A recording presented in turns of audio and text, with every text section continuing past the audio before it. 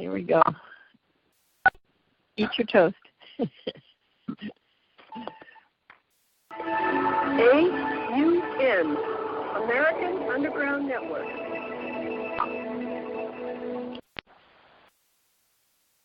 The primary reason why the individual citizens of a country create a political structure is a subconscious wish or desire to perpetuate their own dependency relationship of childhood.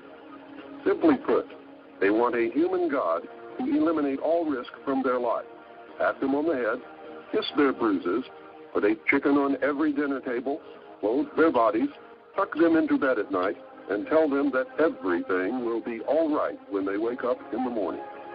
This public demand is incredible, so the human God, the politician, meets incredibility with incredibility by promising the world and delivering nothing. So who is the bigger liar, the public or the Godfather? All revolutions have been led by young people. If you just think of the TV images of whether it's Tiananmen Square or whether it's the revolts in Central America or Europe, it's the young people, it's the college people who are more principled and not locked in and they're not embedded with the government. They are the ones who are concerned about the future because the future is theirs. My research has shown at this point that the future laid out for us may be just about impossible to change. I do not agree with the means by which the powerful few have chosen for us to reach the end. I do not agree that the end is where we should end at all. But unless we can wake the people from their sleep, nothing short of civil war will stop the planned outcome. It's the American Underground Network Collective Consciousness Show with Jim Condit Jr. in Cincinnati, Ohio, Fred Smart in Evanston, Illinois, Steve Harris in Charlotte, North Carolina. Now, live from Portland, Oregon, your host, Dede Farrell. Thank you, Steve, and welcome, everyone. We're very glad to have you. It's a real honor to have our guest tonight, calling all the way from Australia. And he's a friend of mine, and I work with him on another program that they sponsor. But he's, as you probably read his bio on our list, quite a talented and well-educated individual. I call him the messenger of wisdom because he embraces many of the deep and relevant aspects of this awakening and this shift that are often overlooked, the key issues that humanity must face in order to have the true taste of freedom. And I think that is a good explanation of how I feel like he adds to what we're doing here. And he's very keen on Trump, very well educated on the subject, which most of you embrace, some of you don't, but his views are important, and we're just really welcome to have him, and his wife, Callista Summerfield, is with him there. And so welcome to our call, Will. I could read your bio as a BA psychology therapist, channeler, visionary, mystic. You've got a long list of credentials and credibility here. So instead of me reading this whole thing to people that haven't heard it, we'll just get started, and I'll say welcome to the call, and thank you so much for joining us. Hey, Dede, and welcome from Australia, all the way over there to North America. Yeah. You know, it's funny because I had my Skype screen up, and the last call we had, we were discussing you coming on with us, and the last picture that was on the Skype screen was one of Light's beach. Well, there you go, right? Yeah. But hey, I got to say, when you're introducing me, I'm going, wow, that guy sounds impressive. I wonder who he is. I know, it's interesting. But you are all that and a bag of chips, so we're just thrilled to have you. Now, it's here in Portland, Oregon. It's 6:08, so it must be, what? You got up a little early in Australia this morning? What is it there, 10 in the morning or 9 in the morning? Yeah, 10:08 a.m., 1st of March, so I'm talking to you from your future. Yeah, that sounds about right. Yeah. So not too bad, really, for getting up. We usually get up around this time anyway. We're late night people, night owls, so we get up a little later, but this is just doable, actually, very doable. Yeah, because it was interesting. This morning I was up early across the street helping my brother who's moving out of the neighborhood, and I missed your call, but you said, oh, it's 2 in the morning. I'm going to bed now. I'll see you later. So, yeah. No, that's my normal 7 hours or so of sleep. Yeah, well, it's great to have you here, and there's quite a few people listening, and everybody's really tuned into a lot of collective consciousness subjects on this call, and so we can cover some general things. We can cover some of the political scene, which everybody's really interested in, and but also I like that thing on your website that said cloaks up, shields up, spears out. Yeah, exactly. Sally Forth. Sally Forth, yeah. I go with the light. I thought that was really, really good. And especially in this day and age when we're going through so much chaos, on top of the order that we see as the great shift and the great awakening, and all of these things that happen politically are so tied into that when you look at it on more than one level. You look at it metaphysically. So, correct.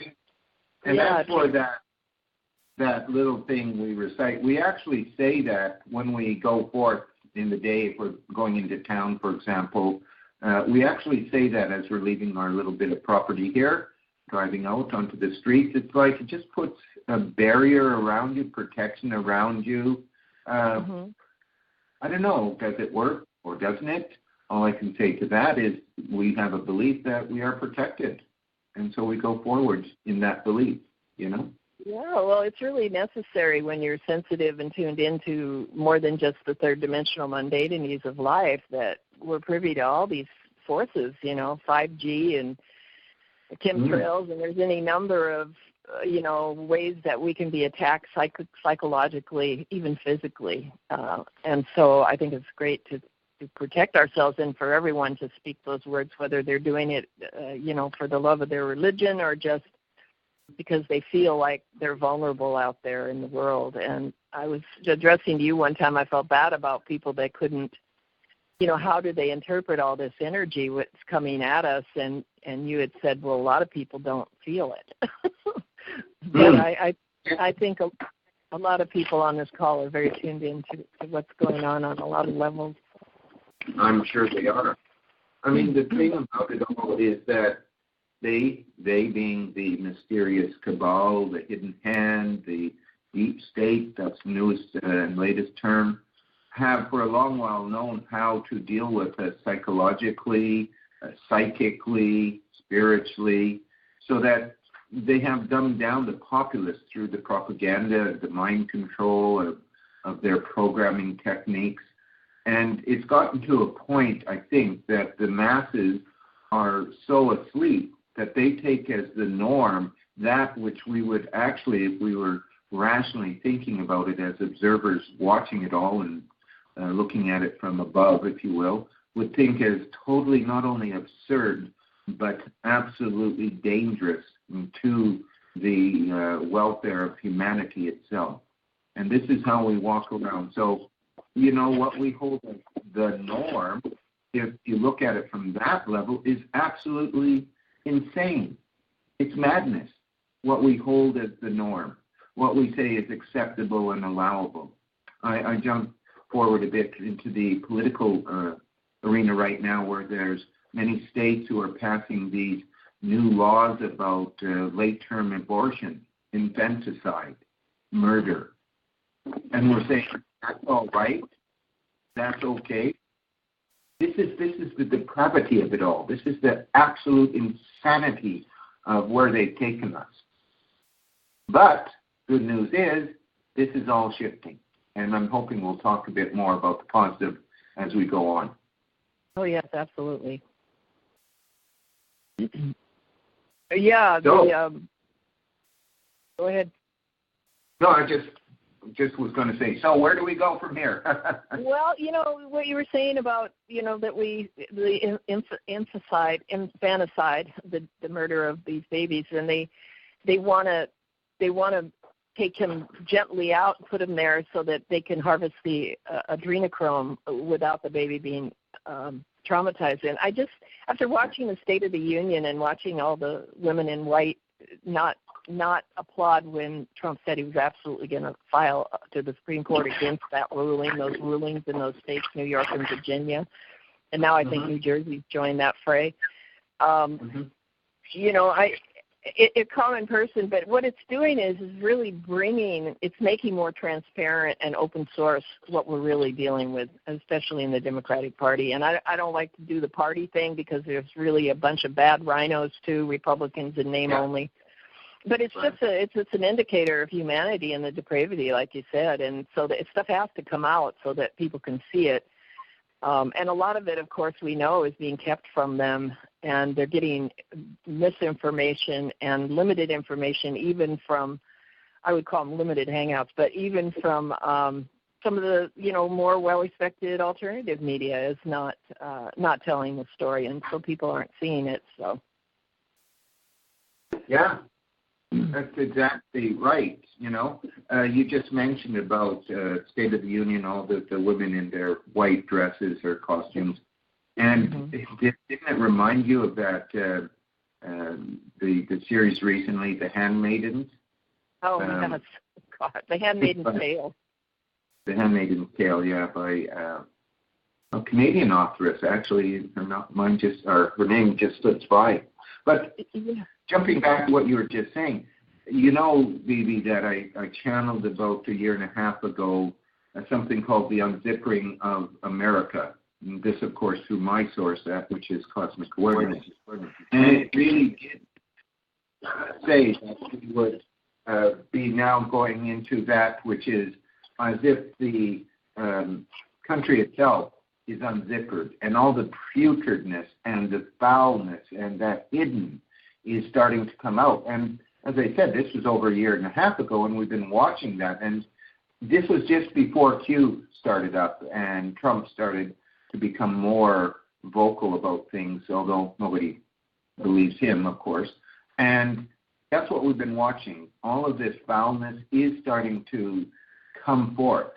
And yet if it's not released, the damage that can be done if it were to stay contained and hidden, which is how they used to work it, would cause such internal damage, and I'm talking psychically and spiritually, that this had to happen for any hope to be there of a rising up from those depths into the clarity of wisdom and light and freedom and all of the things we're aiming for.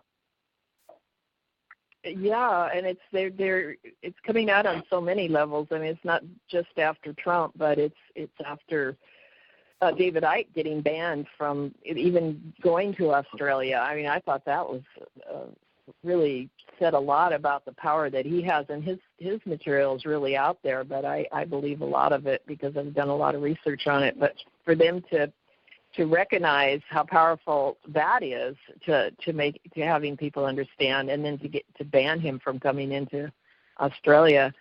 But they hit us on all levels. Yeah. Right. As you know, I think I've mentioned it. I do know David Icke. I've met him several times. A wonderful individual and very courageous in his position and speaking out as he has for 25 more years. But we were privy, not this time when he tried to enter, but about 3 years ago when he first started his around the world tour. He came to Perth as the first stop on that tour. And they tried to stop him then, but they gave him several weeks to deal with things. And we were talking to him, and we said, well, perhaps try this, try that, whatever. And he did get in that time. So they obviously thought this time we're not going to give him any time at all, which is why they only informed him 4 hours before he was about to fly to Australia that he wasn't allowed in. 4 hours. Yeah, and they, his talk and his stand is so out there, but he must be right over target. They wouldn't be banning him. I mean, otherwise you'd think they're just going to make trivial of what he has to say, like they ridicule, like they did for years. Oh yeah, absolutely. When he was here last time, we watched an interview on ABC, which is the Australian Broadcasting Corporation, and they just ridiculed him and just made fun of him. And here he was having a decent chat with them, and they wouldn't engage. They actually showed themselves to be the fools. But he gets that all the time. You did, eh? Yeah, that was really rude. Yeah, but he handled it well, just like Trump handled it. The Trump derangement syndrome. I mean, but it's not just the good guys who are getting exposed, but like you said, like Pope Francis, as far as I understand, has got stripped of his authority. He'll be a talking head and a face, but a lot of people think we'll never have another pope, so I'm not sure. Yeah, exactly. Isn't there a prediction that the last pope will be the reformer pope, and after that it goes to hell in a handcart or something? Yeah. Yeah. The Vatican will be a museum. Well, I hope so. One to the darker arts. And I was born Catholic, so I went through that preliminary programming as a child. But I just wanted to mention quickly about, we're talking about the Pope and the Church. Well, of course, a big event happened here in Australia a couple of days ago where they found Cardinal Pell as guilty of, how do they say it, historical sex crimes or something? I forget exactly. And so he's sitting in jail right now. And that is one heck of a big move to actually bring down the third most ranked Catholic in the church. It really is, yeah. But those are the kind of changes we're seeing, so it's great. Absolutely. And because we're seeing these changes, Dede, doesn't that help us understand that something's happening? Well, I guess that was the point I was trying to make. That it's not just in our country, and it's not just the exposing of, the going after the people that we're supporting, like Trump, another example, and others. But it's exposing all these people that the oppositionists have been supporting and have held up as, the other example of what's really right, and then that falls. And they go, well, what's left now? But this whole pedophilia thing is such a huge issue. I mean, it's hard for me to imagine that people don't see the beauty of the wall, or the necessity for the wall. They actually are trying to stop that. Of course, it's being built anyway because now he has about $100 billion he's working with. Right. Which they don't know he's working with that money. Or I've actually heard reporters saying nothing has been done, the wall hasn't been started, and I'm going, well, which country are you in? Really. Well, absolutely zero reporting on that, Yeah, I know. It's I deal with it every day, I just, my friend called last night, we talked for about 3 hours, and she runs the Oregon Women for Trump organization. And she's involved with a bunch of stuff, and she's so frustrated, what can I do? Nobody listens to me. My relatives don't like me. Everybody's dissing on me. And I said, well, you have to realize that a lot of them are brainwashed, and a lot of them are never going to figure it out. And if they have, and I think she said that they're so hateful. And I said, well, the way I deal with that nowadays is not the way I used to deal with it. But now I just think, well, if they're that much of a hater and they can't even answer a question without the vitriol against, our sitting president, then they don't think much about their own self. Because I think that's an inner, that great awakening, that's an inner thing. It's coming out, and they think that they have to project their own hatred and confusion on somebody to feel valid. It's like a volcano erupting. You can have a calm stream, or you can have an erupting volcano, but it's all energy and it's all moving. At least it's moving, but to project it on one individual and not be aware of everything that's going on. There isn't anything we can do about that. And I finally convinced her. I said, you just got to move forward in your, in what you're doing, and let that go, because it is frustrating for people, for sure.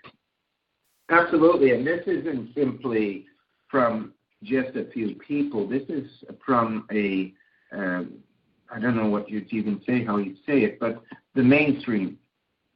Intelligent people who you'd think normally would get it because they're intelligent people. And then you realize these intelligent people are not even beginning to discuss this matter from a calm, rational perspective. It's all emotion, and it's all about this evil, evil man. But where do they get that analysis from? Where do they get that impression? It's all through the fake news, all through the propaganda media, which they don't even question. So they absorb it. They say, this man's horrible, look what he's doing to us, when the evidence is exact opposite. I mean, statistically speaking, your nation has never been in better shape than it is right now. Well, maybe it hasn't been in that shape for quite some time at least, And despite what is that way, they still are going at him. What will the alternative be if they bring him down? The Democrats? Hillary Clinton? The mind is repulsed. My mind is repulsed by that thought. It's like, no. Well, when you know as much about the details of the pedophilia and the child labor and the child, all that the Clintons are involved in, how can? But see, people don't know about that hidden thing. They don't think it's real. But you were talking about the crisis in the periphery, and I think this is part of that, isn't it? I mean, that there's all these issues spinning around out here on the periphery, and they're affecting people. But what comes out of their mouth is like it's just this kind of, you can't have a conversation about it, and is that like a crisis on the periphery? That sort of a they're not. Not really At the collective level, sorry, talking over you there. Oh, no, please. At the collective level, yes, it is a crisis in the periphery, because that which does not want to be seen, which has been, pushed to the periphery and the shadow realms there, is now starting to come up front and center. Now, it worked all right as long as people not only shoved it to the periphery, but had their blinders on as well, so they could only see what was in front of them. Then that level of being worked, and especially for those who wanted to keep its control. What's happening now is that events and circumstances and individuals are coming forward that bring whatever is in the shadow realm of the periphery into mainstream focus, into focus right in front of you, okay? And you may not want it, but it may happen. Now, this is happening at the collective level, but it's very much also happening at a personal level. And what we have to distinguish is that the personal level is where we experience everything first from anyway. We don't actually experience it from the outside inward. It's the other way, from inward, from our personal experience of life and what's happening, extending it outwards. But, of course, what happens is we have been taught not to think that we have any effect on what's happening out there, but rather we are a victim to what's happening out there. It happens to us. And then we try to react to it and deal with it, not from the centeredness of our being. It's like being in a big circle. If you're in the very center, you're the most stable of all. If you go to the outside, the periphery, and try to deal with things, you lose a connection, you lose a centeredness, you lose your ability to stay focused in a way that is beneficial, so that the focus is scattered, abstract, vague, from beyond you. It's happening at you. And really feel that, and this, of course, through the channeling of cosmic awareness as well, but applying it to life.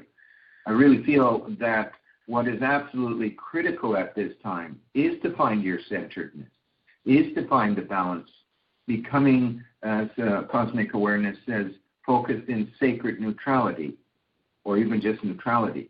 so that when the events happen, you don't put too much of a charge on them. You observe it, you judge it, you make your decision of how you want to react to it, and proceed from there.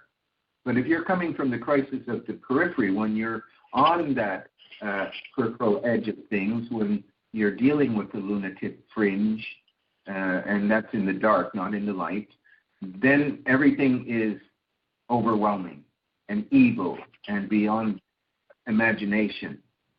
And that can be used, as they're using it now, to direct that force against a president who actually may be a champion of the divine source itself, of spirit, of commonality and decency and intelligence, so that everything he's doing that could be seen to be liberating America and Americans is seen as madness and evil and projection on his part to everyone else. And you could go on and on. But basically, yes, I think that the shadow realm, the periphery, is starting to force itself into right into face-to-face focus. You can't run away from it, whether on a personal level, events that happen in your life that need to be dealt with to gain a freedom, or as a collective, either a national collective like in America or a global collective.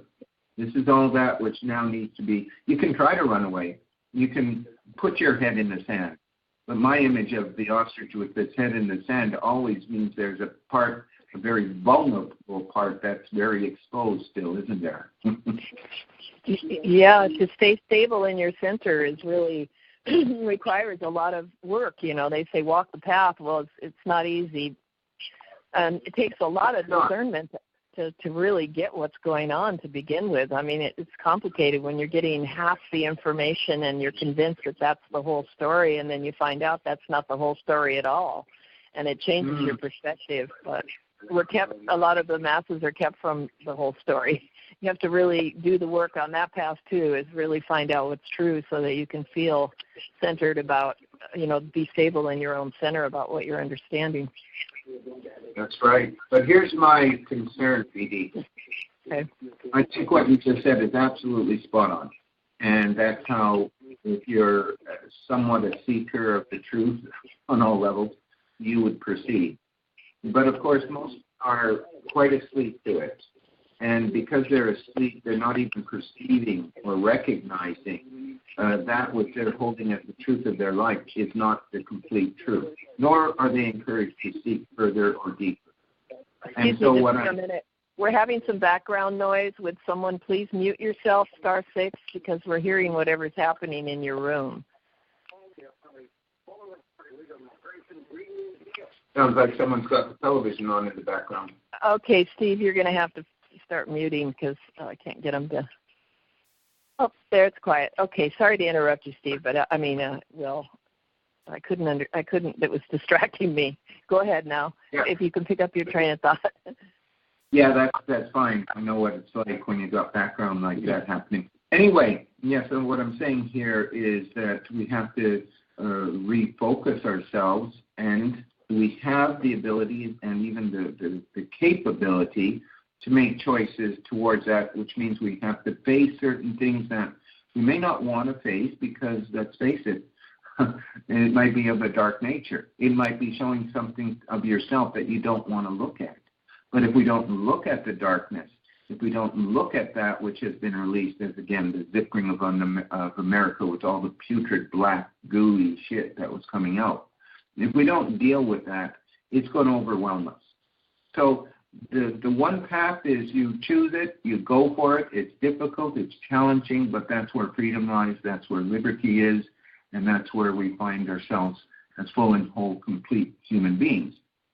My concern is because the majority is still so dumbed down, and I'm not just talking America, I'm talking globally now, that an event or events will have to happen of such a nature that it will shock humanity into having to face something, not because they've chosen it, but because now there it is, straight in front of you. The crisis of the periphery has come home to roost, and there it is. What are you going to do about it? And my concern still on this matter is that this may well mean an event of some magnitude that may cost the lives of millions, billions of people. I'm not a doom and gloom person. I'm not prophesizing anything. But I do know that sometimes if you're not ready to change and to look at things, external events will hit you that will force you into it, or you'll leave. And that's why I think that the many who are not ready to deal with certain things may choose to leave at this time and return back to the Godhead or back to Source or back to their spiritual home, and everything will be fine. But those who are left here will have to deal with it because that's how it's been set up for them. That's how they've set it up. So we are in a very important time, but we're also in a very challenging time. A time where things can either get away from us and we'll lose it, or a time where we can actually gain the advantage of knowledge and wisdom and free will and know that our choices count and that we're willing to deal with things. But it is your choice. It comes right back down to it. It's each and everyone's choice to do this or not. If they don't, they're going to be led in a certain direction. If they do, well, they still will have to face challenges. We still have to face our personal challenges. But boy, I can tell you that Callista and I over the last few years have just seen such a shift in our own personal lives as we move away from the fear-orientated reality that is the reality of most into one of trust and faith and abundance. And we just let it happen for us, and we're just saying yes to it. This, too, is the wondrous thing, is if you go beyond the fear and the doubt and the hatred, that which remains is truly amazing. This is our experience, at least. Oh, no, it's very liberating because it's the fear basis, the fear versus the love is swimming upstream when you're being afraid. You know, a lot of people don't realize that they're doing that, but they focus on problem, and it doesn't allow you to focus on solution, which you actually get by nature.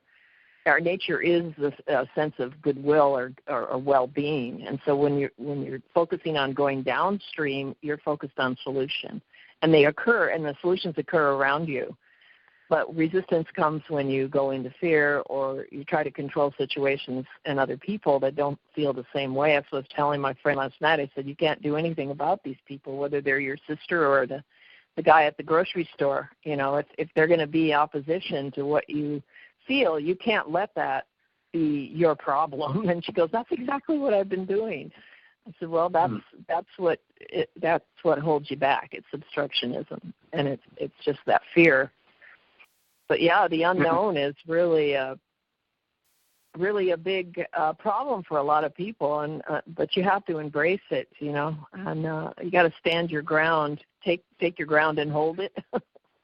At the same time, be willing to release, you know. So. And hand in hand with what you're saying about those who, when you run into them and they're just so negative and angry and hateful and all the other stuff. If you engage them, this is also important to realize, if you engage them at that emotional level they're coming from, that will pull you down. That will seriously affect you. And so therefore, it really does not behoove one to engage in that way because it's just going to be detrimental for you. Now, that doesn't mean you don't maybe plant a few seeds or make a few suggestions. But if you see that that person is so close to it, well, that also means they're unteachable. And why waste your life force energy to try to engage someone who is not willing to be taught because they know it all? Well, you can leave a couple of, seeds there and see if they ever sprout. But if they don't, you just get on with your life so that you know that I hold a different attitude, and it may or may not happen that events will arise that will be thrust upon those people in such a way that they're either going to get it or they're not. I also feel it's like, driving along at 120 miles an hour and hitting the wall. It's like, I think that's kind of what's going to happen. All these people are used to this speed lane they're in, and they don't even realize they're heading for the wall. But when the wall is met, when they hit the wall, well, either they're going to survive it or they're not. And that's not my business. My business is to get on with what I feel is right for me, while at the same time, because it's important to me, sharing it where I can.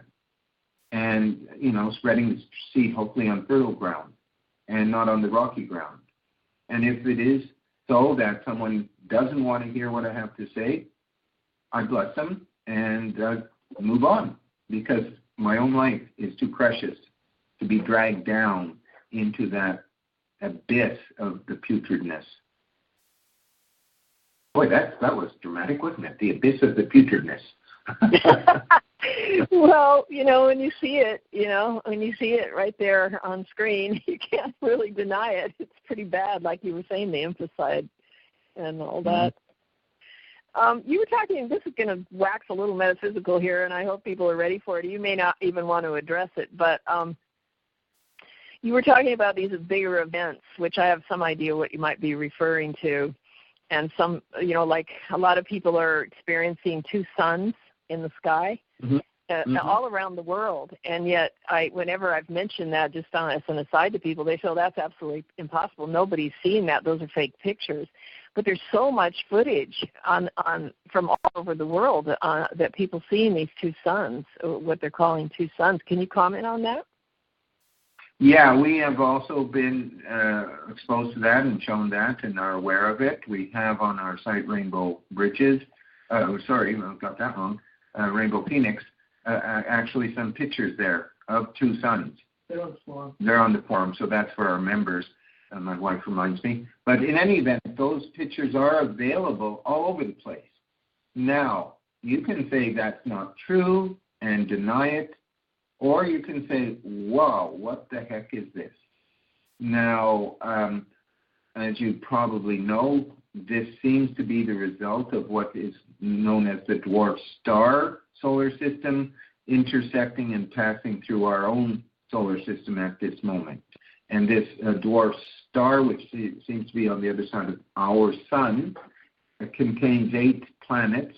So 8 planets rotate around it, including the major planet Nibiru, which many people have heard of and is even somewhat referred to in the Bible, not as Nibiru, but wormwood. And that this has been associated with catastrophes on Earth in the past, such as the Great Flood. Now, you can say yes to that. You can say no. What a lot of cotswaddle. What absolute insanity. And that's why those who are not ready are rejecting that. Because to them, such a thing doesn't even exist. How could it exist? I see it otherwise. Well, what if there are a group of extraterrestrial beings that are up there who are trying to prevent us from seeing it? What if this group has exotic technology well in advance of what we have?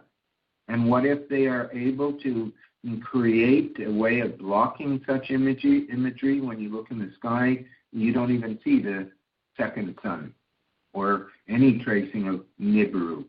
So that when you say, oh, there's a second sun, the majority who are looking up and the optical illusion is actually that there is no such thing there because it's disappeared from the sky, then why should they believe you?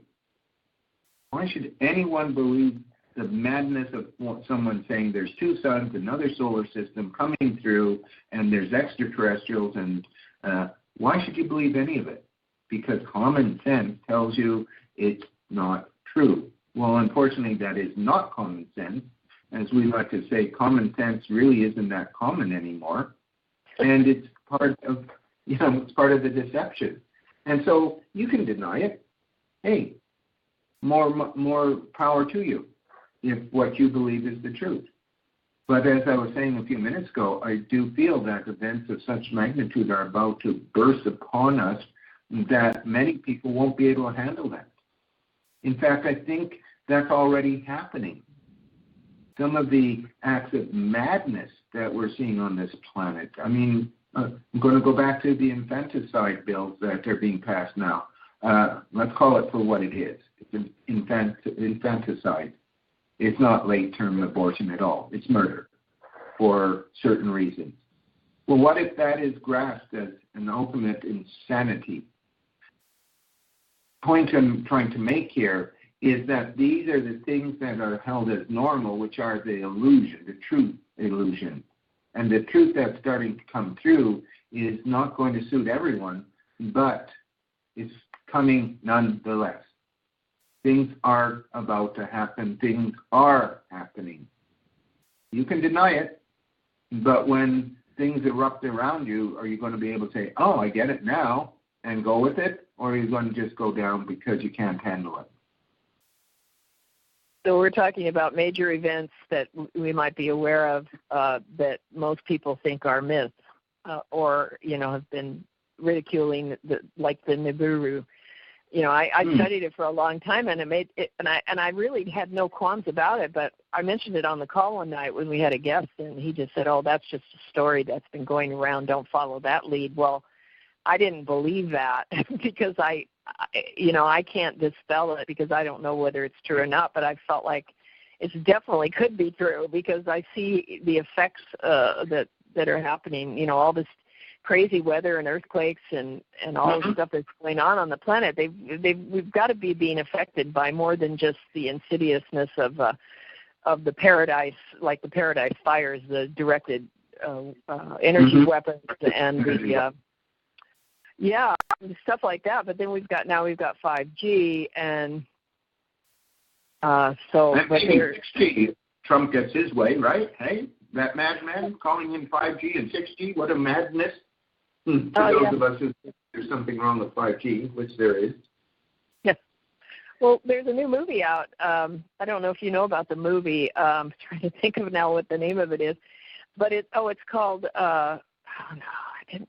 Take Back Your Power, I think. And it's a 127-minute movie on 5G. It's supposed to be really good with lots of ways to deal with it and things. I just ran across that today.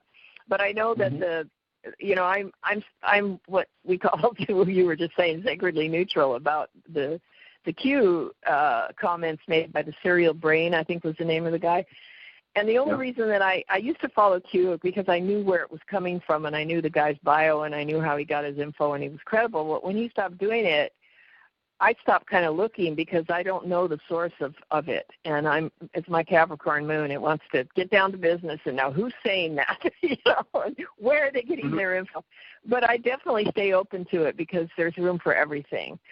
And so what you're talking about with Trump having his way is there was a statement made that he's capable, I guess, with the Space Force of building a wall against the 5G affecting us. And I have no idea how that could be pulled off. Do you have any instinct on that? Would you share that if you have a better understanding of what that actually might mean? Right. Well, with 5G, we'll stick with 5G for now. Okay. There's two ways you can look at it. As a tremendous advantage, technologically speaking, that's going to give greater freedom for us to use via, the computer, internet, all of that, communications. All of that enhanced because 5G is just going to make everything so much better and quicker and everything. And that's one way of looking at it. But, of course, there is the understanding for those who are researching this a bit more that actually 5G is very disruptive to the human energy fields, the auras, the mental, emotional, the physical body, very affected. And that this 5G technology that they're rolling out is actually dangerous to us, very dangerous. And therefore you have people speaking out against it, like the movie, which does suggest some positive ways of dealing with 5G, because there are ways of counteracting it, all right? So that is on one level. Then you have someone like Trump, who in that statement where he said 5G, he welcomes 5G, and then later 6G, let's bring 6G on. He actually has a knowledge of the exotic technology that most of us know nothing about. Now, if you know Donald Trump's history, you would know his uncle, John Trump, was very involved with the technology, not just the technology of its time, but that which was the technology of the future. He was sent to Germany after the war, very much immediately after the war, perhaps before it even ended in Europe, And he went and researched the Nazi technology that they were developing, including the Nazi bell, an anti-gravitational device of some sort. And he had a lot of this information. Also, I understand that Trump knew Tesla. And there is even some presentation that Donald Trump himself, as a boy, was introduced to Tesla.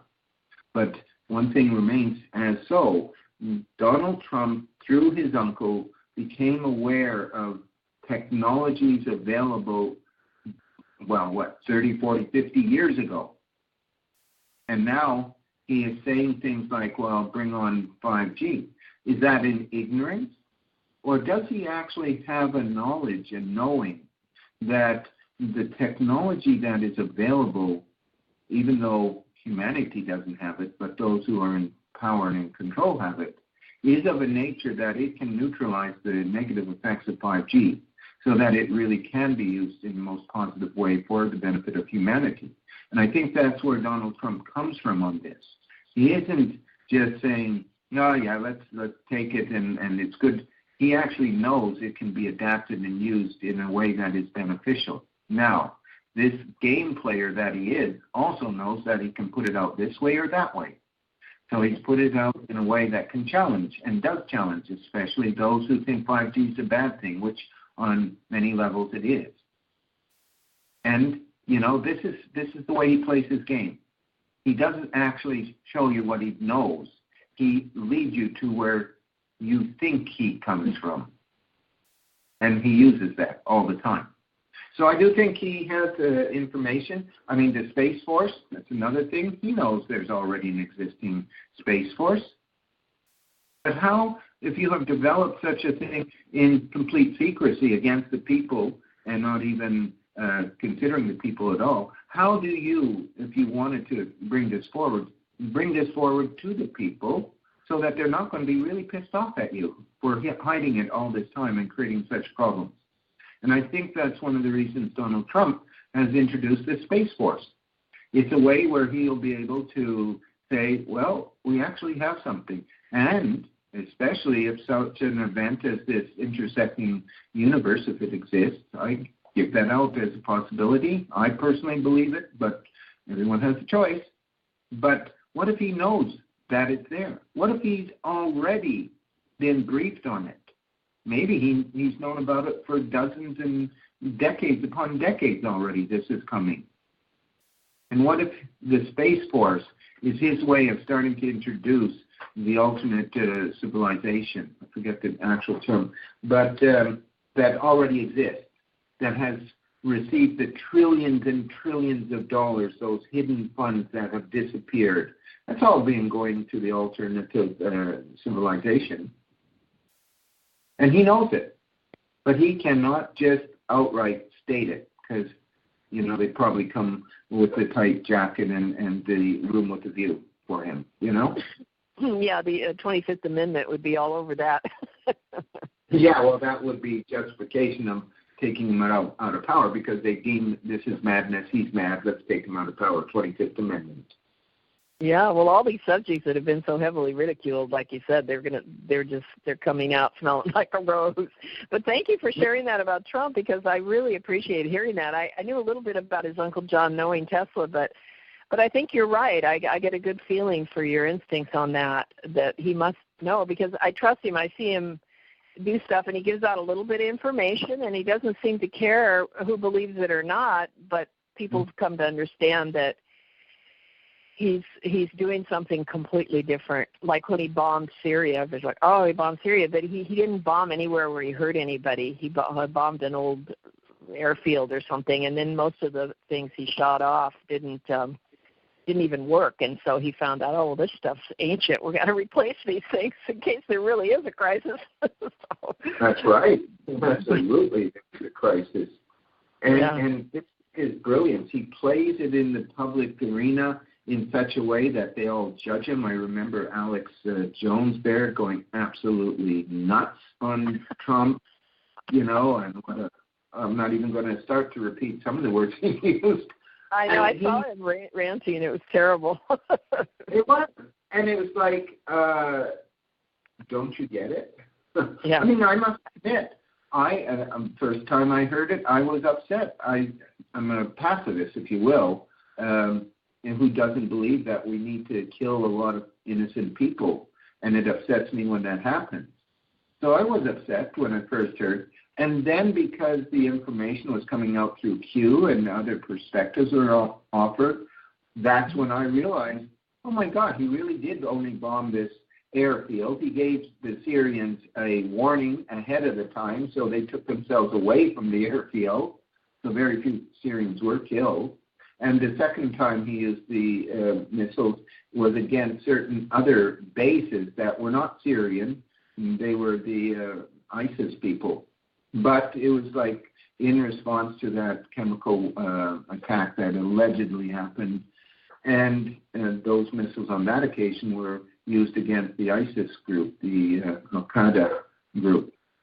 So it seems like he's doing one thing, and usually there's a different reason behind it. For example, the building of the wall. Is he that naive to believe that a wall will stop everything? No. He knows exactly what the wall is about. And the wall will prevent that free flow that's happening right now through the unprotected border. But we have to realize that he's also talking of a barrier for those who are inside, who can then be prevented from doing what they're doing. This extends in many directions. But basically, he's not just saying, let's build a physical wall. Yes, he says that. But is that what it's really all about? Just recently, there was some thought that is suggesting he's also trying to diffuse those, and this goes back to 5G stuff. He's also trying to create a barrier, electronic barrier against 5G intrusion, or to neutralize it. You see, all of this is part of the bigger concept he holds of what a wall is, what a barrier of protection is. On one level, the physical building of a wall will certainly limit the free flow of the cartels, their drug trafficking, their human trafficking, the illegal aliens who come certainly wanting a good life, thinking they'll get a good life, but not realizing they're being used and abused to achieve a different goal. All of this would be covered by the physical wall. It would certainly slow that whole thing down. But Trump always has a deeper meaning behind what he's saying about such things. So his talk about a wall, a barrier, we realize we are talking here not only of the physical wall, we're talking of the energetic protective barrier he's wanting to put up, and we're also symbolically talking about a way of protecting ourselves from the influence of those who have had power far too long. All of this is in the thinking of Trump. After all, he is a genius. Yep, he's a stable genius. Yeah. And this whole thing with the economy and the gold going back, I heard him say, we're going to end the taxes on your wages, in his second year of his second term, and somebody said, well, how could he do that? And I said, well, if you think about it, you listen to Bill Steele on the Money Masters, we borrow our money from a private bank that then puts an interest on it, and then the people pay the interest as their tax. Well, why are we doing that for making money out of nothing, And then it's, it's just a simple concept when you realize what it really is. And yet so many people are afraid. And somebody was asking me yesterday about the gold under the Twin Towers that was removed. Mm-hmm. But I see the word gold and Trump all together in the same.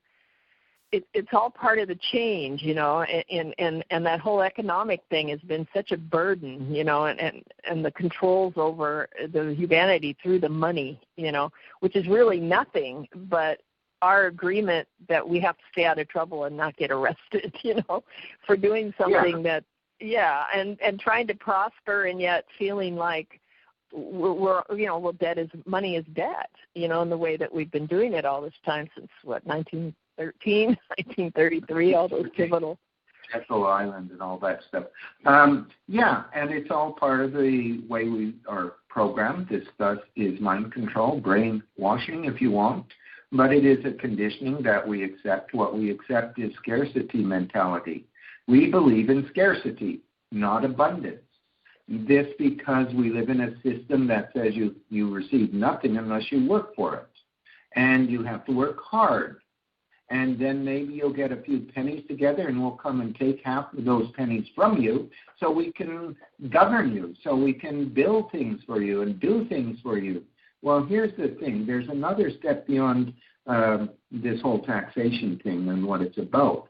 And that is the whole step of corporations. Did you know that America is a corporate entity?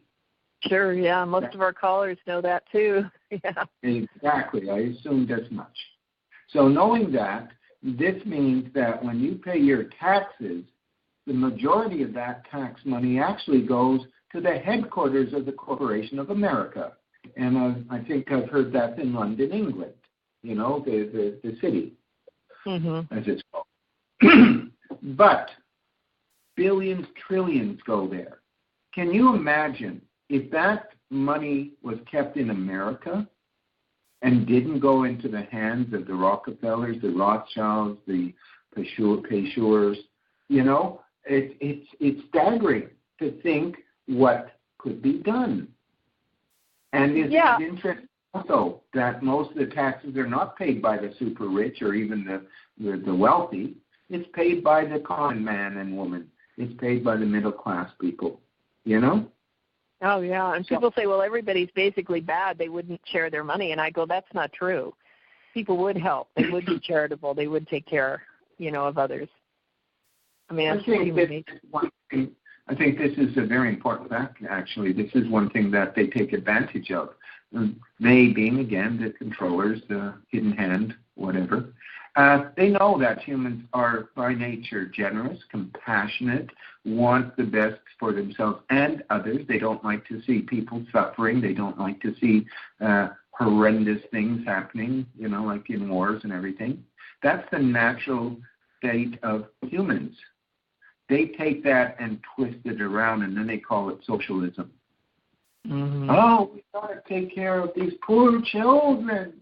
Meanwhile, their agenda is of a nature that as you move into a socialistic framework, that they will have more and more control over you, till the point you reach the Hunger Game type scenario of people being rounded up and living in alcoves and enclaves rather, and not allowed to go here, not allowed to go there, because those who are the elites have the power and control.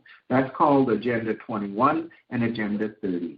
And that is what we're seeing happening right now as the Democrats and the rhinos and all of those who would favor this are trying to shepherd humanity or America to a place where they'll give up all their power, all their freedom, so that they can be protected against what? We should be protected against them.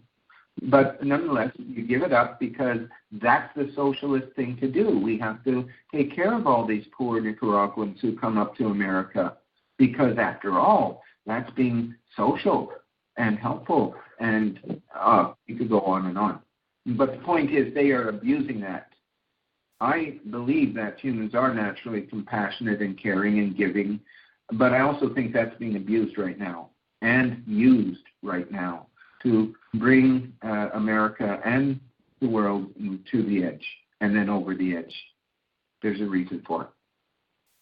Yeah, and I understand that there's like this new bill he signed, you know, everybody's saying, oh, you know, he's just letting all these people in. He's not doing what he said he was going to do, but they don't understand there's an executive order, Title 8 actually, USC 1182F, I think it is, that suspends all entry of all immigrants. And then, like you were saying, you know, people, you know, that are generous and want to give and want to take care of it, they don't realize how this is all contrived by the United Nations and Soros, and they're telling these people, come up, you'll get in. And even the Venezuela thing, if they start coming from there, then it'll be even more. But but there's always a way around these issues, just like you were saying about the barrier in the 5G. You know, he wouldn't have signed that if he didn't know that he had this executive order on the books that he can stop them entering. You know, I mean, just with that law, there's nothing they can do about executive orders. So, I mean, and people don't realize that what they're really trying to do is they want fresh voters who are passive, because America's people are woke up. You know, people are waking up all over the world, and they want people that aren't awake, that haven't had the opportunity to wake up, you know, that don't have access to information unless it's given, spoon-fed them, you know. And so they want these fresh voters, and I just don't think it's going to work with everything that's involved in the whole thing, you know, like just standing the ground. I don't know if you've heard Q say this, but it is something Q says quite a lot, and Patriots, the Anons, put it out in memes and things like that.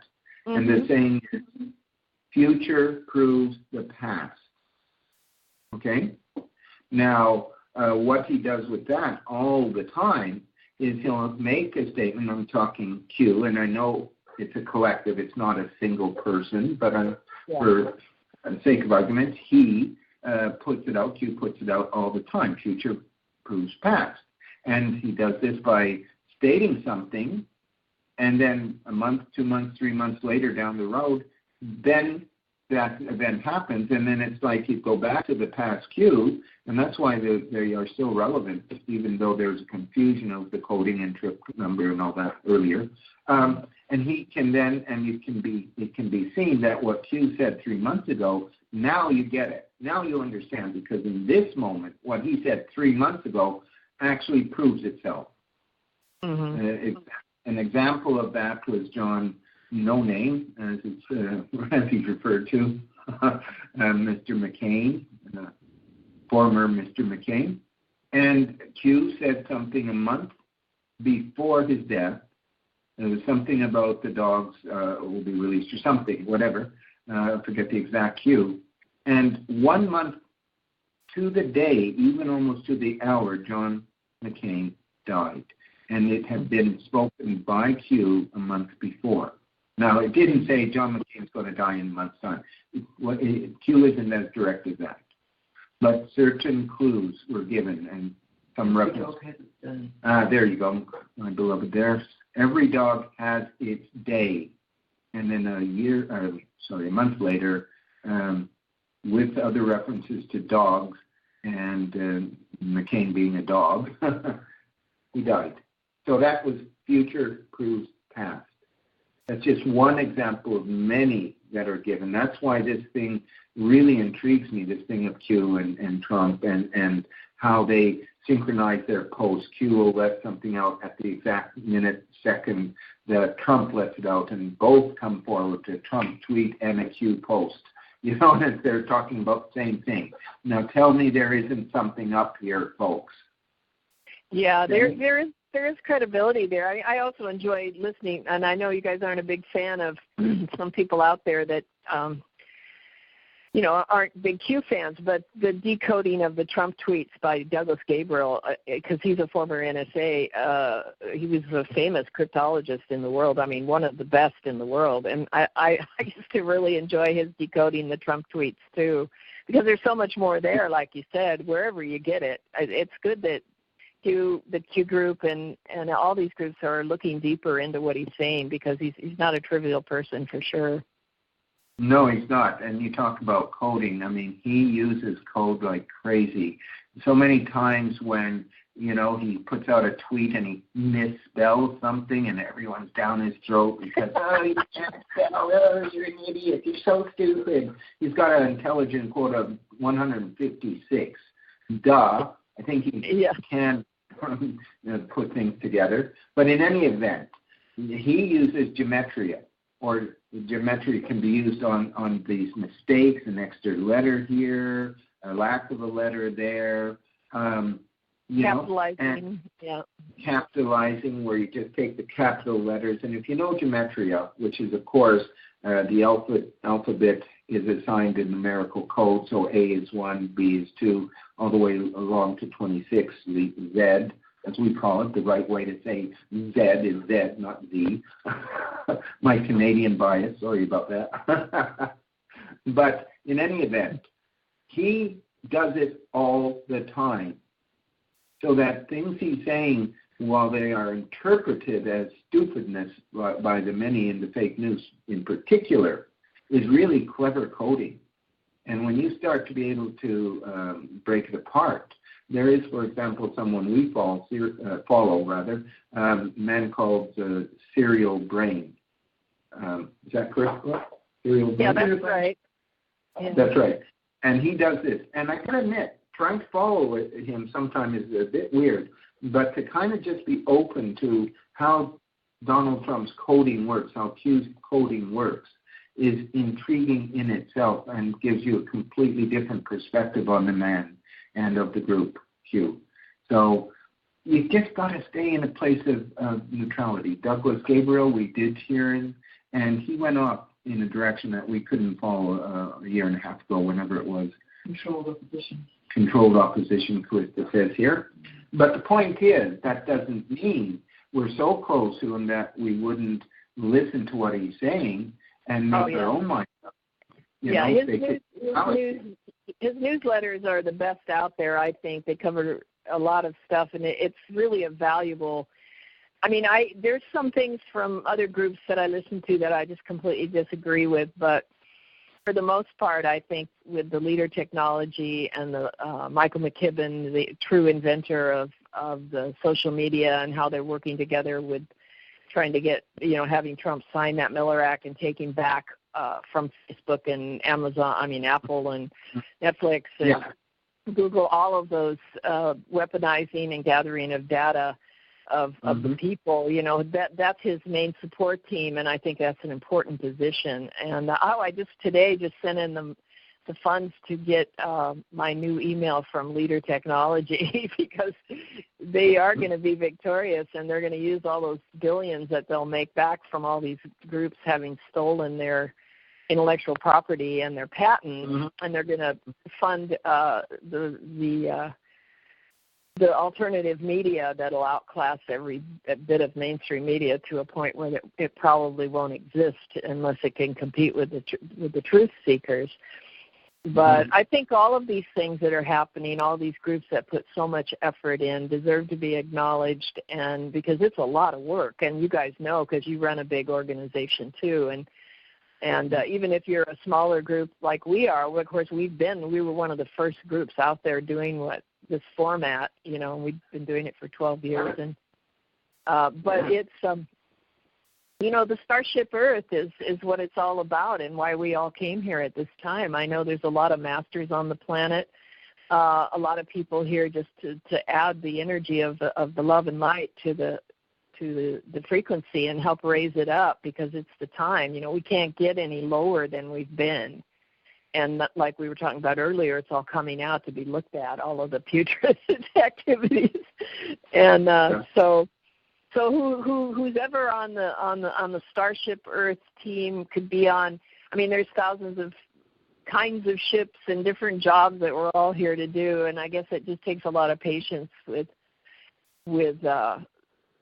for everybody to root out what it is that they're actually being called to understand and hear in whatever venue or, capacity that they can. And I think that's the important thing. I guess that's a form of sacred neutrality in a way, it's just. It is a form of sacred neutrality, but even more important, it actually is opening the door to a new way of conception of what humans are, who we are, okay? The biggest question of humanity is, who are we? Why am I? But we could also say, what am I? Now, we've been talking on a very practical level of the events of the world and all of that. But stepping now into a more metaphysical and exotic way of understanding it, what if we really truly are spirit that has come into the physical to, by choice, not by accident, by choice, to have an experience that is physical in its nature because we are in a third-dimensional reality. Or what if we also have our very spiritual core that is not simply in the physical.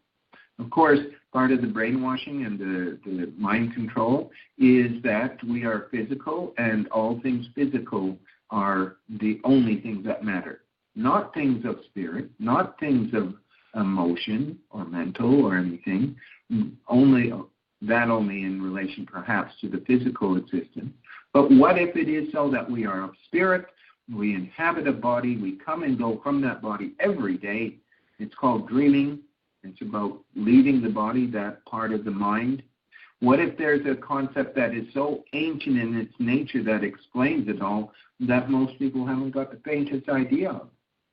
I'm talking about Huna, the ancient alchemical, philosophical approach of the Polynesians, of the Hawaiians. They were ones who understood this whole concept of Huna. And the practitioner of Huna, a shaman of Huna, was a kahuna. We know that term. Most of us have never heard of Huna. And what if there is a different way of seeing ourselves that exists not on the one level of the physical only, but exists also on the level of the spirit that comes and goes, as I said. And in the Huna concept, there are three parts. There is the high self, the middle self, and the low part, the low self. That's also often called the subconscious. And Freud said the id and the super id or super ego, I can't remember now. Anyway, what if this is a new concept that we can access and work with? I took that many years ago when Cosmic Awareness first talked about it, and that was well before the time I was the channel for Cosmic Awareness. That was when Paul Shockley, who you knew very well, didn't you, Dede, spoke of it. Yeah. And I took that in my own way because I do have a degree in psychology from way back. I'm not going to say how long ago that was, but I'd always been interested in counseling. And so that's the other hat I wear as a counselor. And so I did Huna philosophies, and I realized that we actually could probably do therapeutic work in establishing a connection to the high self, the middle self, and the low self.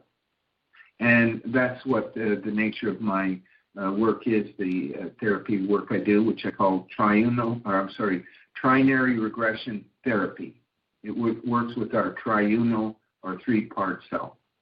Now, I put this forward because of our discussion here, where I am saying what we are on the verge of isn't simply the overthrow of those who have had power over us for thousands of years, but a whole new way of humanity itself, of the collective, to know itself, not just as these physical beings who have no control over the environment, but who are beings of the God spark, the spiritual essence, that have chosen to be here, to have experiences, and to move in new directions.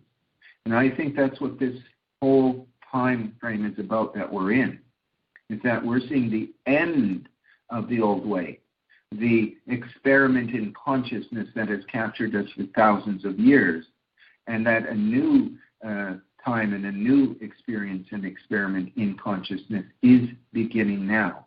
But of course, we have to get rid of the old regime, the old guard, the old oligarchies, because they're the ones that have had control for so long. And of course, if you're challenging the way of it that has always been thought to be the way of it, that's going to be very difficult. That's going to be very upsetting for many people. But I think we're right there, right now, and it's a necessity to go through these times so that we can start to work with our spirit and embrace it and understand it, so we can go beyond that, which is the dualistic reality concepts we hold. You know, everything's one way or another. You're a Democrat or you're a Republican. You're a man or you're a woman. Light, dark, good, evil, all the way down. And we're actually being told, actually, there's a third point of view. And if you get to that third point of view, that metaphysical understanding, that spiritual awareness, that's when you can remove yourself from the conflict zone so that you can be observer to it. But again, as we talked a bit earlier, not drawn into it where your own personal energies are brought down at the very least. So we are standing at the very verge of an awakening, the great awakening. Trump uses that term for America and the awakening in America, and I agree with it. But I also agree that this is a term that can be used universally for all of humanity in this very critical time, that this is the time of the Great Awakening. A lot of people are holding and saying it's the second revolution, is how it's been termed a few times. Now, what if this second revolution isn't simply about the overthrow of ones who have had power too long? What if this second revolution is actually a spiritual revolution? What if the concepts we've held about God and Jesus and religions and all of that, what if that is now coming to the edge as well, so that we can find a true spiritual connection for each and every one of us that is direct and is of such a nature that when it's discovered actually frees us from the constraint of the mind control that have been laid down on humanity for thousands of years. So I say it is the second revolution of spirit, or it is the spiritual revolution now that is the second revolution. And this is a true revolution of body, mind, and spirit. Well, that explains one thing, many things actually, Will, and thank you for that. But it also explains why the power elite are getting rid of themselves, but with their activity, with their exposing their self, because they're probably their spirit too, so they must be having their own second revolution of spirit and advocating and unconsciously in their periphery getting rid of their own power by exposing themselves. That's good. Really good point. It's an amazing way to think that whether they're consciously aware they're doing this or not, I would suspect they're not, unconscious crisis of the periphery coming to them. Yeah. They are doing that. Because how else can you explain what they do, which is so absurd and ridiculous, and they keep doing it? They don't know how to be flexible. They don't know how to create. All they want to do is destroy. And this is certainly exhibited in their attitudes towards Trump. They don't care. They just want to destroy this man, and they are making themselves look more and more ludicrous and absurd every single day.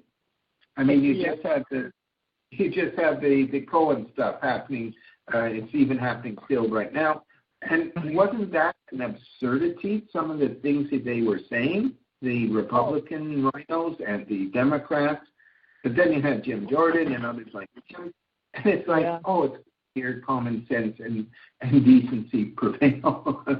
I know the star witness is 2 months away from going to prison for lying to Congress, and he's their witness, And my brother was trying to argue with me about that today. He said, there was no crimes committed here, and he goes, oh, no, you're wrong. I said, well, what about this guy and this guy? He said, those are all your righties. I mean, he's not going to get it. I wondered if you would be into taking some questions, if we have any, and open it up and get some comments from our listeners. Anyone want to engage with Will and have a question or a comment for him? Nobody? Star 6 to unmute yourself.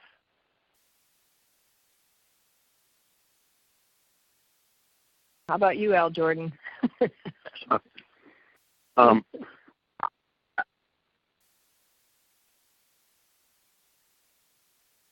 No, not hearing you.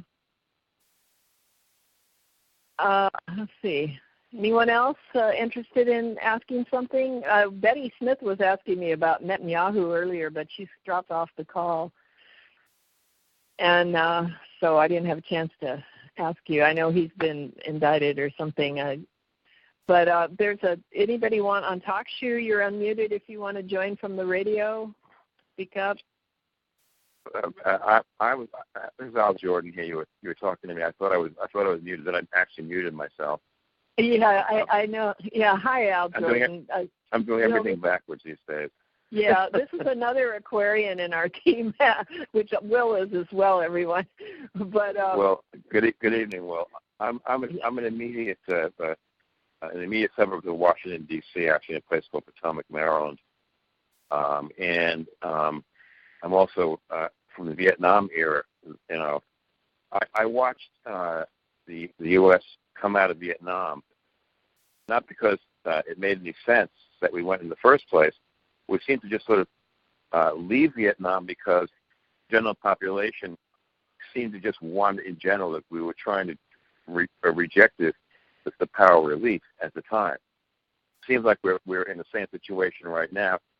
Right now we're having a civil war. We had it first at the ballot box with Donald Trump, and now the power elite trying to fight back, and yet we are seeing people in general saying, oh, well, maybe we want to shut the Congress down in order to quiet the left wing, which would be probably the thing to do. But if we do that, we are destroying ourselves. It seems like we're coming unglued to the nation in many ways. It's someone like Ocasio-Cortez who's acting sort of outrageously. It just seems like there's an awful lot of confusion out there, and that confusion seems to be the assemblage of the entire country. Do you get the same feeling at all, or no? Hello, Alan. Thanks for the thoughts and the question. Yes, I do get a feeling for it. I probably would put a slightly different spin on it.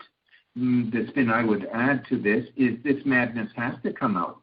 This is all part of that unzipping of America, which incidentally very much corresponded to the eclipse that happened in America a year and a half ago. And as that eclipse energy went across your nation, this is the image I got, was that a big zipper happened, and as that happened, this putrid mess was coming out. Now, that was an image I had, and the channeling explained it, the channeling that I do. But basically what it was saying to me then, and I've been watching it ever since, is all of this madness has to be released. Because if you keep it within the nation's body, then the nation will suffer. But of course, when you release a toxic element, it's going to have a toxic effect. Now, we're not just talking here then only of a substance that's tangible and physical. We're talking about the mental energies, the emotional energies, the psychic energies of a collective that is known as America. And Americans are sensing it, feeling it, knowing it. I, too, was a product of the 70s. I come from Canada. I was never called upon to have to go to war, of course, and I was a little bit younger at that stage that I wouldn't have been draftable anyway. But I saw a lot of people coming to Canada from the States, draft dodgers, who took years before they were allowed to return. And I understood that the social attitudes were mixed up and that people were starting to get very tired of that whole thing and the slaughter every day of their boys. And, well, at that time, mostly boys, because women weren't allowed in the military active role, that way at least. In any event, that was an unconscious movement, and the collective was responding, and finally it did drive Nixon and those ones, Kissinger, to do something about it. They didn't want to do it, and in the end, it kind of collapsed on them. Because had they not been forced, it might never have collapsed the way it did, right? Yeah. Well, it was in 1969 that I entered university, and I was in Cambridge, Massachusetts at the time. Mm-hmm. And the United States managed to drift from Vietnam into Laos. And I thought the end of the country had come because they drove us out of university. They were blowing police cars up. The National Guard was called out in Boston. Mm-hmm. There were police everywhere. There were troops all over the place. And so I left Boston, and we went up to Worcester where my roommate was living, where Sammy is from. And yet, it isn't, 30 or 40 years later, after all of that happened, we had, and I'm going to call him a numbskull. We had George Bush, both of them, going to war in the Middle East, seemingly repeating the Vietnam madness all over again. Right. I couldn't understand it. I too have two parents. My family is from Canada originally, from PEI, and from my mother's Quebecois, and my mother is my father's with some PEI. And hey, yeah, right. Right. Potato country.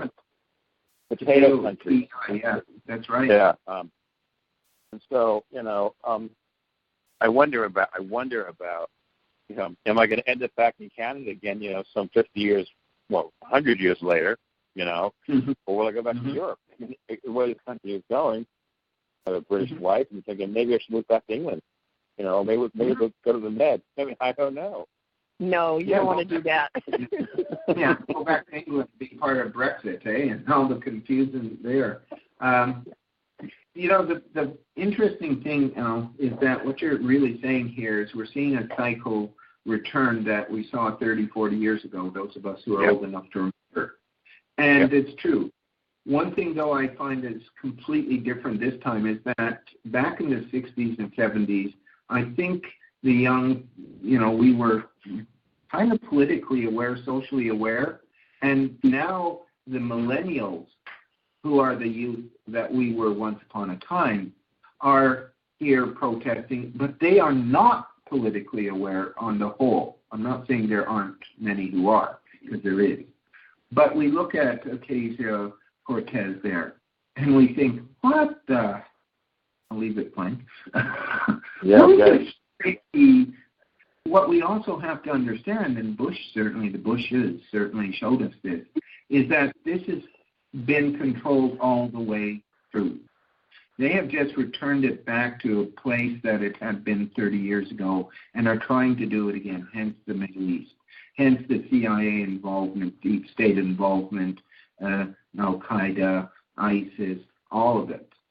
And it was the same in Vietnam, in that it was not simply to stop communism, although that was the excuse, the domino principle and all of that.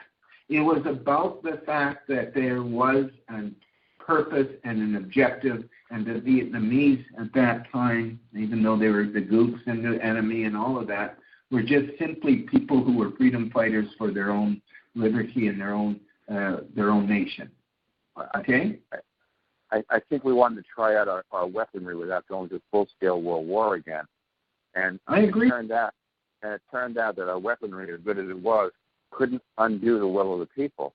I mean, and you could see that because we just had a meeting between Kim Jong-un and President Trump, in Vietnam, in Hanoi. I mean, that was very ironic. And I was thinking, this is unbelievable, And guess what? I mean, we walked away still in a situation where North Korea still has atomic weaponry. They still can blow up South Korea, and they could start a world war. I mean, they could basically do an EMP pulse over the top of this country and turn all of our electronics into rubbish, without actually dropping a bomb in any one of our cities. But the thing, I think the thing is that as powerful as a nation as we are in the United States, we are still subject to the will of the people worldwide, and we don't seem to understand that we can't bend the world to be as we are. And then we have internal things like Ocasio-Cortez, who wants to bend the inside out from the inside out, we begin to see this maddening going on and on and on. Now, I watched my own children.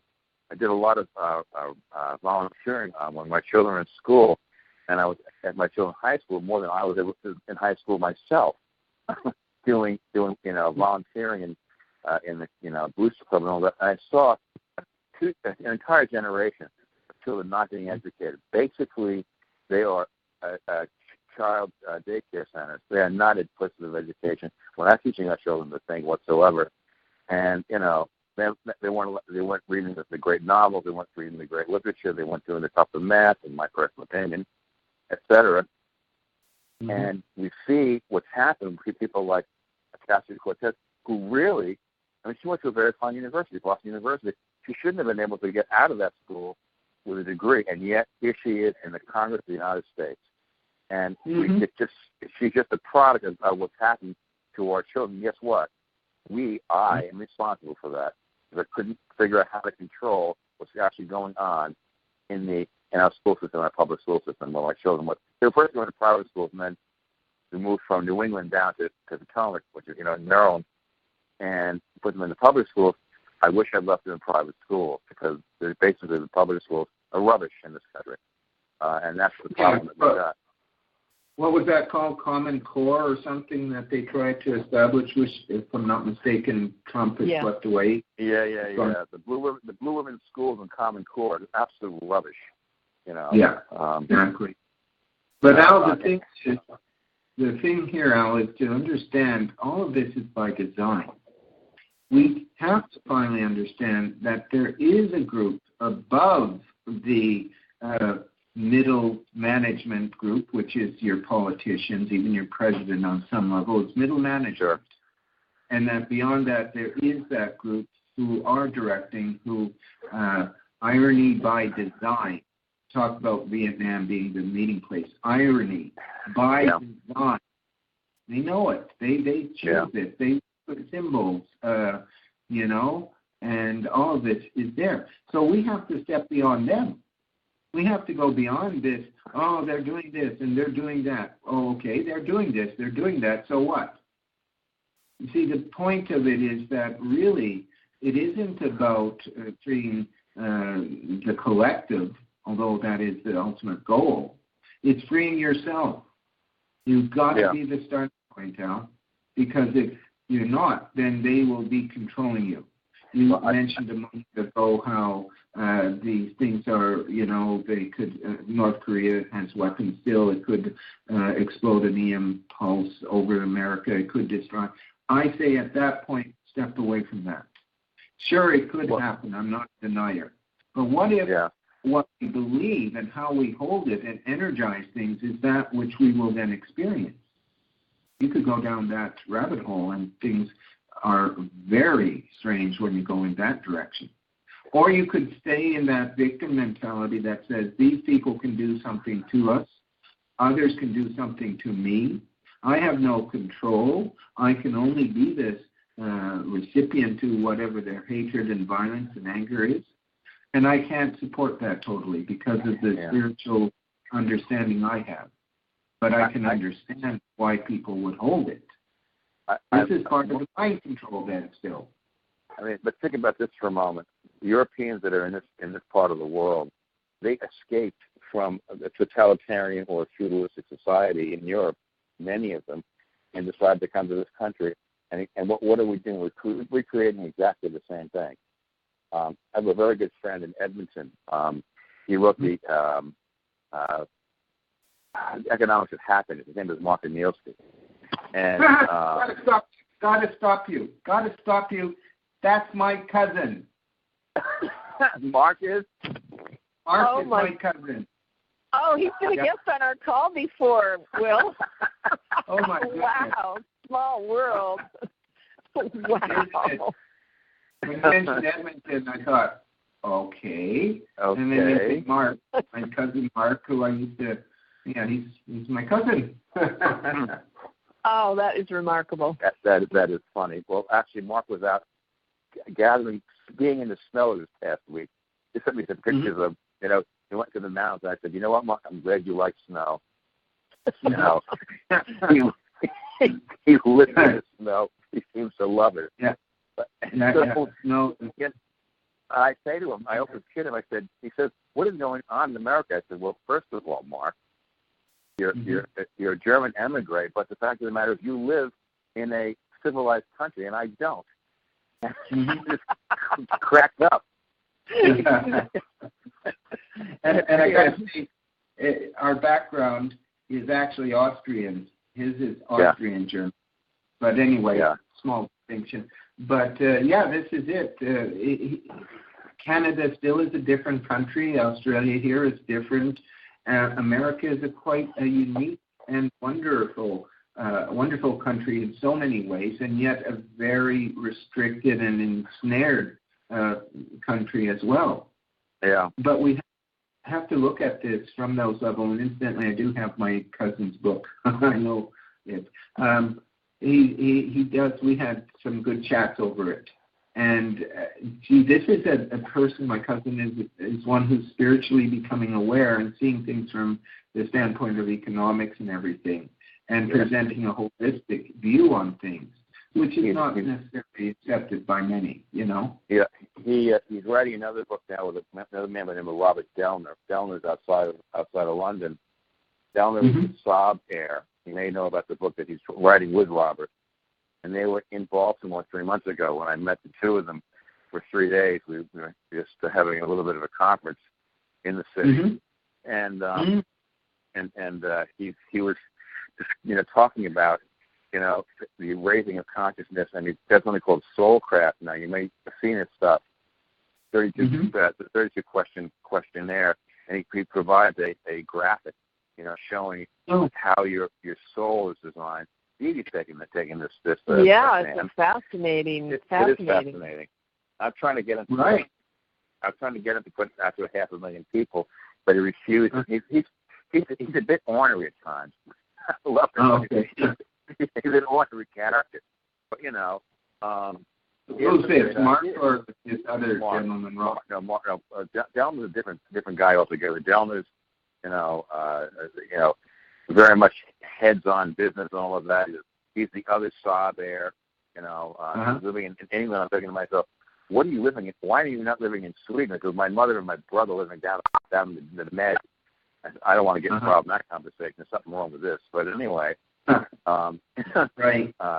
So, but he and Dellner are writing this book.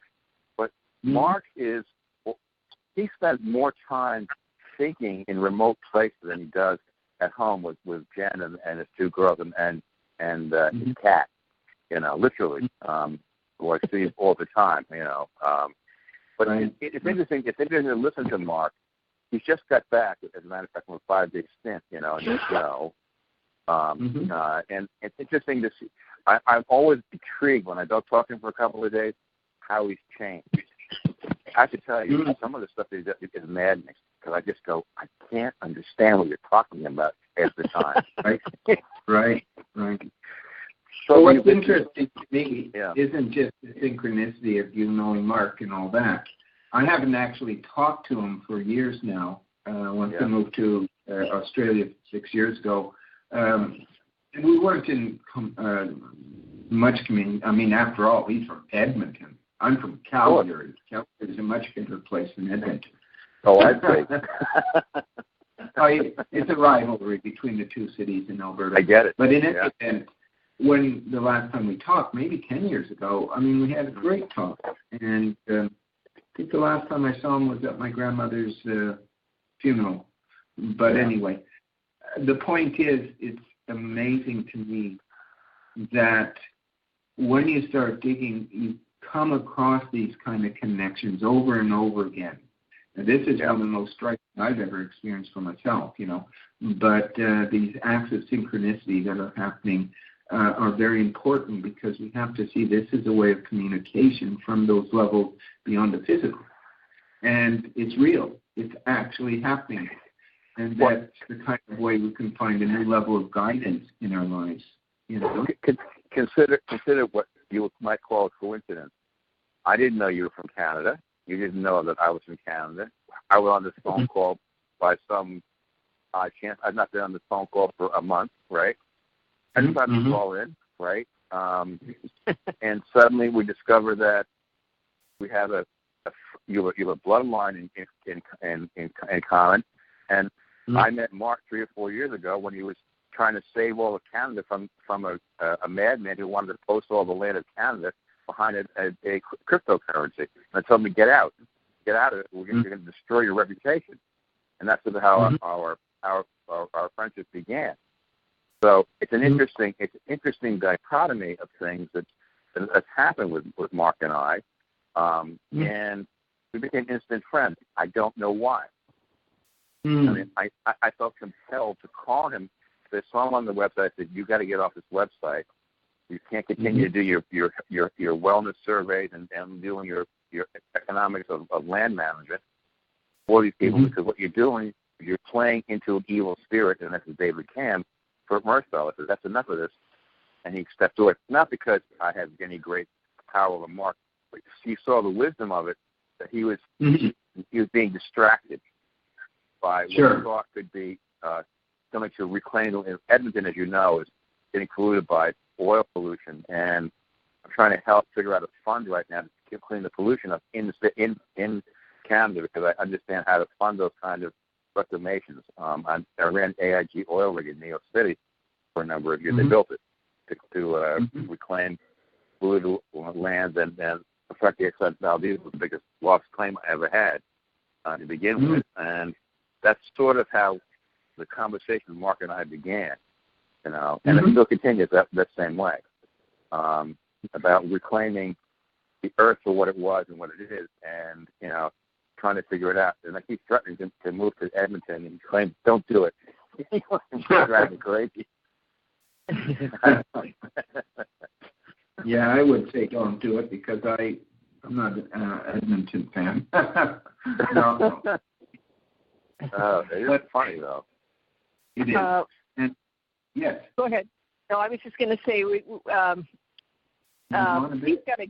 Steve's got to get up really early, and I really don't want to cut off the call, but I just thought we should sort of start winding it down for his sake. Absolutely. Okay. And but Al, I just wanted to ask you, say hi to Mark from his Uncle Will. Well, I'm not. I will. Actually, I will tell him in the morning. Well, actually, that'll be fun. He's 2 hours behind. He's 2 hours behind me or ahead of me, depending upon where your perspective. So I'll give him a call tomorrow morning. In fact, I'm going to text him right now. And Al, I need to talk to you, Al. So call me again. You haven't called me in a while, and I wanted to ask you some things. I've called you a couple of times, but your phone has been. I called you yesterday and the day before, but I'll try again tomorrow. That's yeah, I never got those calls at all. So. Oh, wow. Yeah. Okay. Yeah, and usually you hang up before I get to my phone, but I try to call you right back, and you're never there. I know. But I'll give you a call tomorrow. Thank you. Yeah, we'll catch up. Thanks, Al. So glad you came on, Al. It's really a treat to have you back, and we really appreciate it. Thank you. Yeah. Have a good night, Al. It was a pleasure talking to you, Al. Bye for now. Thank you. Bye-bye. Bye. And Will, it's interesting how there's all these Aquarians on this call. And when I found out that Al was one, he's one of my cryptocurrency mentors. But he's also very good. Yeah, he's a very good friend of Fred Smart too, who isn't here now. He's been gone for 3 weeks. But I can't tell you how much I appreciate you coming on, Will. It's been a real treat to have you. And I know probably some of your people were these new callers we were looking at here. And thank you, people, for coming in too. Come back again. We have a really diverse group, and we cover a lot of different subjects. And then Will has his group, Rainbow Phoenix. So anybody interested in seeing his work, it's quite extensive, and it's a very special spiritual group to belong to. And I always look forward to every part of it. And so hopefully anybody interested in that, if you can't find them, just let me know, and I'll put you in touch with them, with Will and Callista. And Will and I do a session every other week on Wednesday nights, his Thursday, my Wednesday, answering questions from Cosmic Awareness for his membership. So I've been really enjoying that. But thank you so much, Will, for coming on, and Callista, too. I know you're back there in the background. Hey, Dede. Yes. I'd like to say, too, this is Steve, but Callista and Will, thanks so much for coming on. And I'd like to also mention that we have a lot of new participants tonight, and we've got a caller from Roanoke, one from Illinois and Connecticut, and like to see you folks come back again. Thanks so much for coming on. We got a few new folks that's on Talkshoe stream as well. We have 2 different audio venues, but thanks for coming in, and just check with us weekly at aunetwork.tv, and also Will and Callista's website is up there too for our guest tonight. So be sure to check them out and their website as well. So, but thanks again for coming in. It's been a great gathering tonight, and a lot of great information. Really appreciate that. Well, thank you, Steve, and we certainly enjoyed ourselves. I think I can speak for Callisto on that as well. Yes, thank you very much, Steve and Dede, for giving us this platform. It's fantastic. Very, very good. Thank you so much. Yeah. Our pleasure. Our pleasure. We certainly thank you for coming on with us, and hope to do this again real soon. We'll be available for you, and we look forward to that as well. Great. Okay. Well, have a good day, guys, in Australia, and everyone else have a good night or day wherever you are. Absolutely, Dede, and same to you, of course. You're going into the evening, and we're just going towards, well, it's time for us to go and have some breakfast, I think. Yeah, and I'm going to go have dinner, so. Good one. Excellent. We'll do it again sometime. Yes, we will. In the meantime, cloaks up, shields up, spears out. Absolutely. Namaste. Thank you very much, everyone. You too. Good night. AUN, American Underground Network.